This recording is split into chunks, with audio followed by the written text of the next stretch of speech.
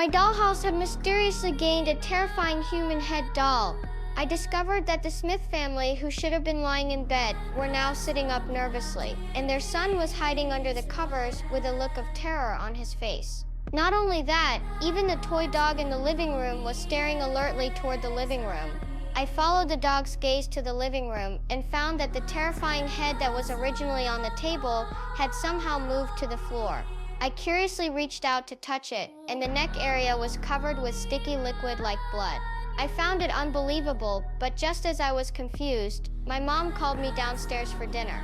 Before leaving, I warned the dolls in the dollhouse to stay put and not move around. Then I turned and left the room.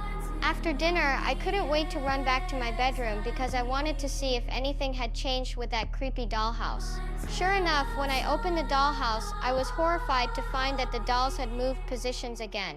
The Smiths were standing on the living room stairs, looking terrified at the horrible head on the sofa. Coming to my senses, I felt the dollhouse must be haunted. I nervously got back into bed, thinking about how to get rid of the terrifying head in the dollhouse. The next day, I bought a police officer doll from the toy store and put it in the dollhouse, hoping he could chase away that head. But that night, when I checked the dollhouse, I found the police doll lying on the ground. Not only was his head missing, but there was also a big blood stain on his neck. The mysterious head had killed the police doll. Later, I put a Native American chief priest into the dollhouse, asking him to defeat that head. Late at night, I came to the dollhouse with my flashlight. The priest was holding an axe, searching throughout the dollhouse. The head that was hiding had disappeared again. Just as I was confused, my flashlight started flickering strangely, and in that blink of an eye, the priest had half his body sticking out the window. I went to the other side of the dollhouse and found that the priest had also been killed. My scream woke up my mom. I didn't want her to find out I was staying up late, so I immediately jumped under the covers and pretended to sleep.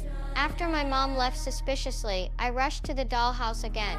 To my surprise, in just a few minutes, the Smiths had already been brutally murdered, and all of them had lost their heads. At the crime scene, I didn't see the Smith's son, so I began carefully searching the dollhouse, but no miracle happened. That terrifying head was now attached to the son's body. I screamed and threw the head out, then hid on the bed, still shaken.